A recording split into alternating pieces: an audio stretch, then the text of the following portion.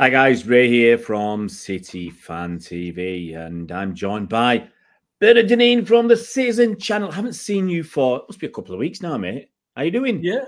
Well, it's got warmer, mate. I haven't got my hoodie on today. It's got warmer and colder. Every single episode, I have my hoodie on, but for Yeah, about 3 weeks a year, I just wear a shirt.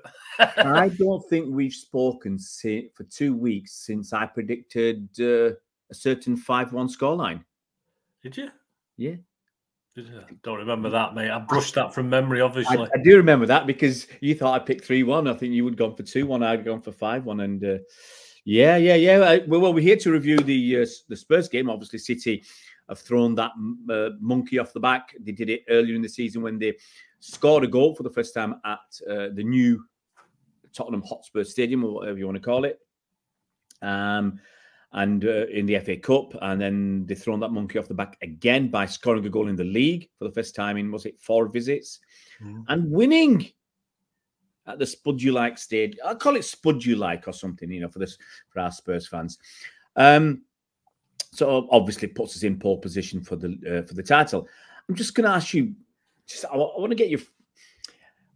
I want to know how you felt emotionally watching that game. Were you like me, a nervous wreck, or were you, effing and blinding at your TV screen or wherever you were watching it? Because I guess you weren't there. Tickets probably were like rocking. No, I wasn't there. I mean, I know people took a chance, didn't they? And I know Spurs fans were selling tickets left, right, and centre, I believe. But I like to be organised, mate. It's too stressful. I can't just hit and hope. I have to know what I'm doing. I'm too old to be worrying about things. So I never even considered it, or even looked. If someone had come up with a late ticket, I wouldn't have. It's too late for that. I'll tell you what, actually, if I'd known there were 5,000 tickets available before, I'd have spoken to my mate Cammy and asked him to come along. But since he's a plastic fan, he doesn't go to games, he might turn that down. But no, if I'd known there were so many tickets, I'd have been interested in seeing if I could snag one. But when you put your address in as Manchester or Sale or Altrincham or Rochdale or Oldham, they're going to say to get stuffed, aren't they? Yeah, absolutely. I mean, I must admit, I was a nervous wreck, mate. I've been ill. I've felt ill about it. I really have. Even the day before, I even think after the Fulham game, I wasn't very well for that one. I wasn't very well for the Fulham game, and that was obviously at the end of the day, an easier game. But yeah, I'm too nervous. I honestly think I'll have to take a step back because I'm too. It's just killing me. It really is killing me. I feel in myself so nervous for him, and I want to not to. At the end, it's football. It's not. It's not life and death. It's football. It doesn't matter. But it just. And I'm telling myself, if we do the 4-peat and we do another double next year, I'm not going to worry. I'm not going to stress over it next year. I'm going to be a bit more calm. But I know. Well, I know. I'll totally want a 5-peat, and I know I'll totally want the Champions League trophy and all this. But, the thing is, Bernard, when we did it against Liverpool in 2019, it was. 2018-19 season when we were the Formidables, and all the domestic trophies. That was tough. The tension was incredible because it was more tension than we've got now, because we had to win. Was it the last 13, 14 games on the bounce? I think we won 4 or 5, 1-0. And I know Liverpool fans that I spoke to at the time and City fans, we just wanted it to end. There were fans who said, I don't care what happens. I can't take this, because it was from January the 3rd or whatever, all the way up till the end of the season. And it was basically 5 months of sheer turmoil, torture and hell. And we're going through it again. And part of you, but this is what's going to happen next year. Part of you thinks, look, we've done the treble, we've done, back-to-back titles. It doesn't matter so much. But when you're in the nitty-gritty, when you're in the thick of it, by heck, it does matter. So I'm sorry, mate. You might say I'll take a step back, but with the last few games to go next season, if it's close, I don't think it will be. Yeah, I'll tell you that for now. If we win the title this season, I don't think it'll be close for Arsenal next season or Liverpool. You think? Don't know who's going to challenge. We'll talk about that another time. Who's, yeah. But because I think that'll knock Arsenal back. Liverpool are going to looks like they're slotting it as well, aren't they? With this new fella. Yeah, So. I think Liverpool got a bit. I'm still not convinced about Arsenal, but we'll, as you say, we'll chat about that obviously before. Yeah. Let's get. I've actually done some homework. Got a few questions there. Here's the thing. Spurs fans, it's been going on all week about them. A lot of them wanting their team to lose, and even Ange Postecoglou having a go at a fan who'd been muttering all the way through the game about, telling him to throw the game, and he looked brassed off and dejected and empty in the press conferences and interviews and stuff. So let's switch it on its head. If it was United going for the title, yeah, and we were playing, let's say, Liverpool at home, would you be happy? Would you want us to lose so that United wouldn't win the title? Well, I've done it before, mate. I go back to the mid-90s. I go back to, you were probably there. You're old enough to be there when I was old enough, mate. When Leeds came to Main Road, it was Leeds United battling with United for the title. 92, wasn't it? Yeah, so in the early 90s. Yeah. And they come, and of course, I wouldn't have minded City losing, but we slaughtered them 4-0, and I was happy. That's how it. But if we'd lost, I wouldn't have been bothered. But the fact we beat them, I celebrated, and the fans celebrated, and the United went on and lost it anyway. Leeds still won it, even though we paid. But also, so I guess it was all right. About 4 to the end, I think, was it? Yeah. 4 or 5 games to the end. So, but yeah, of course you do. As a Tottenham fan. Yeah.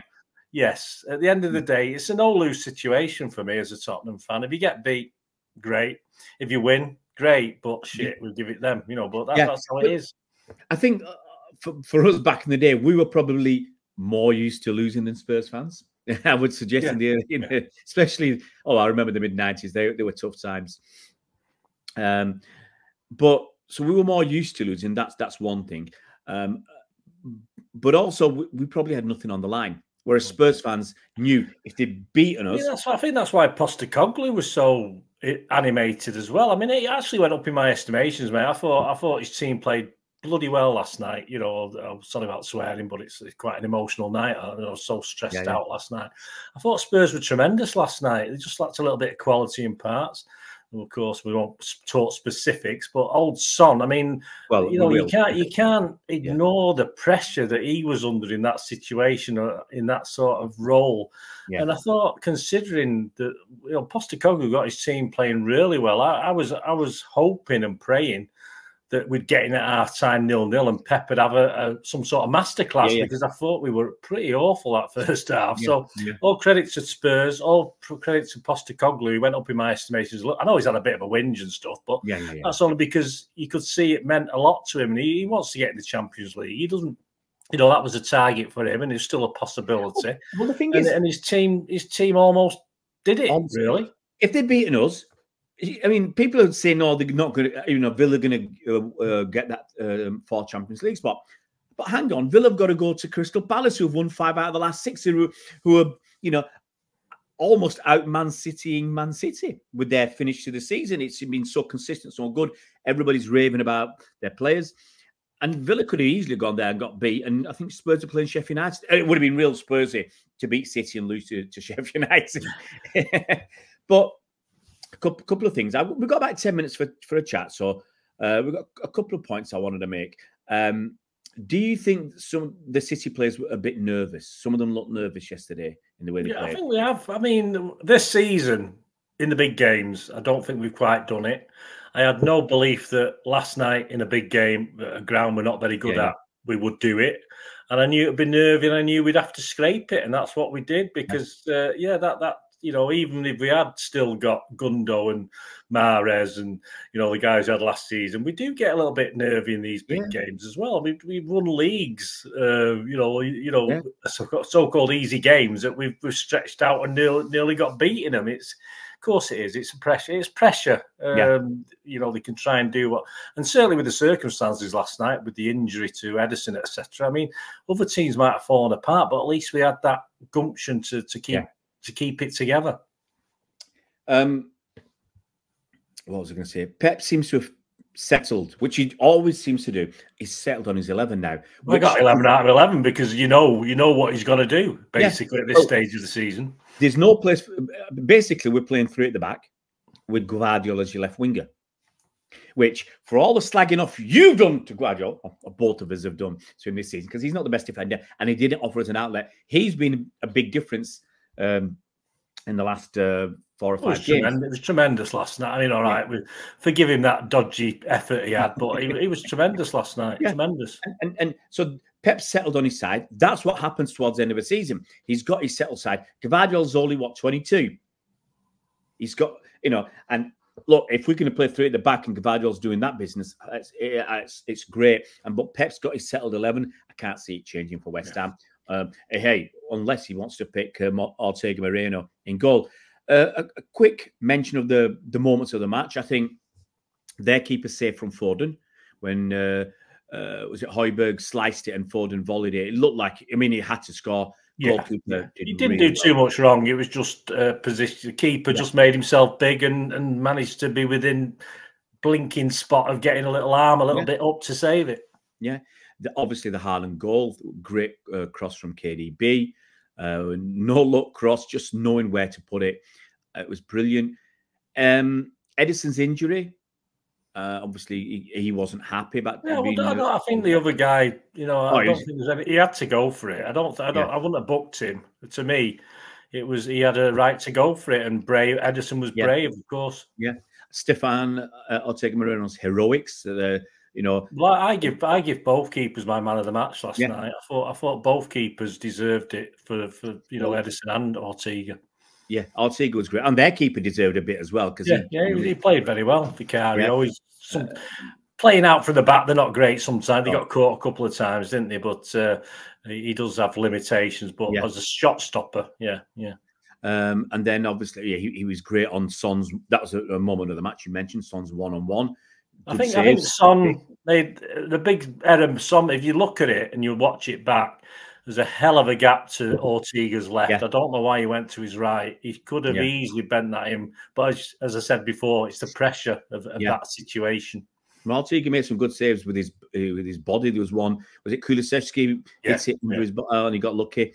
Obviously, before the Doku penalty, the Foden pass. That was. You got to say David Silva-esque, wasn't it? Well, it's a bit like me. I used to play Sunday League, and I used to play in midfield. And what I'd do, because I knew he had 2 nippy wingers, every time I got in the middle of the pitch, I just diagonaled it into space, and it looked great. But it was just so easy, and he just wellied it. And you thought, Doku, you're going to get to it, mate. And you thought, yeah, he's going to get to it. Brilliant, brilliant. I'm not having this. A bit like me. Yeah, well, that's it, because he hit the space, didn't he? He hit the space. He saw Doku, and he hit that space, and that's all he had to do. Let me get this right. You're comparing yourself to one of the best players in the world. Yeah. And one of the best young players in the world. All right. Yeah, at that level, yes. At that level I was playing. I was doing the Phil Foden of the Sunday League team, yeah. All right. Let's have a quick mention about some players, because it's individual performances we're going to look at for the next 5 minutes. Good and bad. How do you think Diaz played? Poor. He started well. I thought he started well, but he was just. I think too many mistakes. Caught up with him his lack of games. I think against a very good. I'm saying a very good Tottenham team. I thought. Yeah. But for me, too many mistakes. All these City fans who've been blowing smoke up his backside for years. There's no point being 95% great and 5% crap. He got lucky. He got lucky last night.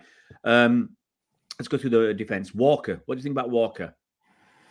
Defensively, okay, actually. But that first 20 minutes, he had 2 or 3 times when he could have done a lot better. There was one, and he's supposed to be carrying an injury. I don't know. If he's carrying an injury, what does that say about the availability of people like Lewis and Stones?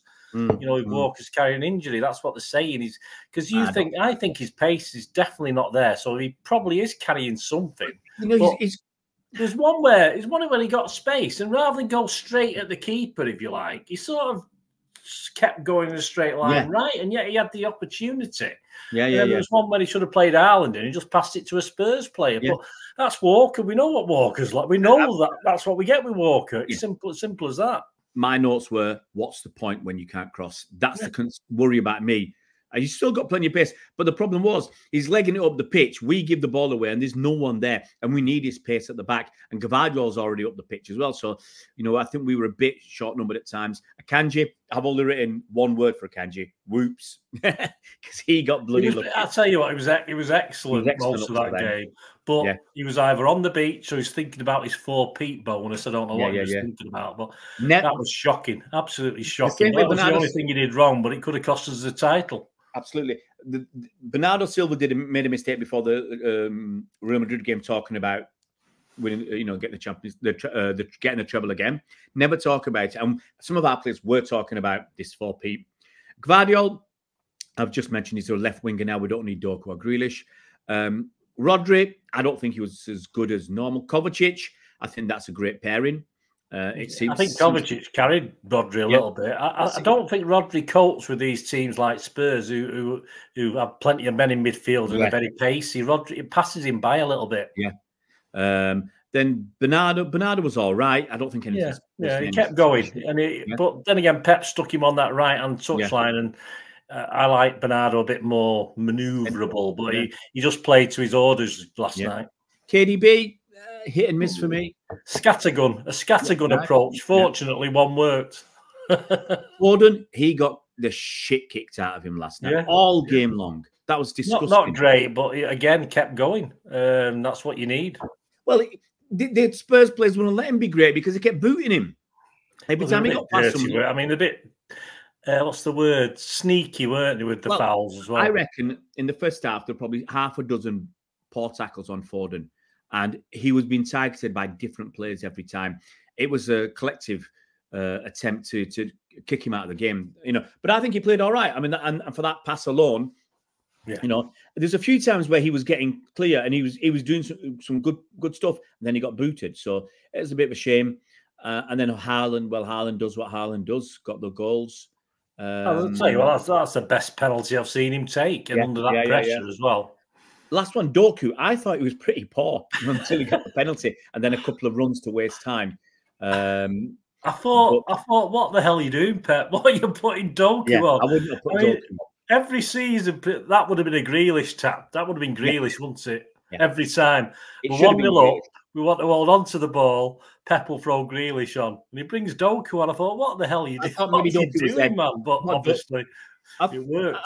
I thought he was there maybe to help us get that second goal because Spurs were open, taking the risks. Given the amount of space Gvardiol had on the left, Doku, with his ability and pace, would do it. So it was a cracking substitution at the time. I did have my doubts, but obviously Pep gets paid. That's why Pep's Pep. The big bucks. Yeah, absolutely. We're going to roll on, mate. We're going to roll on. Thanks for that. We've got the big game on Sunday. Hopefully, I'll catch you there for at some point if you know. Hopefully, we win. But thanks for joining us today, mate. You look after yourself, and you guys out there. You look after yourselves. Sorry, I've not been around, but where life is at the moment, I've not got time to be around. But we'll keep plodding on. Thanks a lot, Bernard. You take care, and we'll see you around Blues.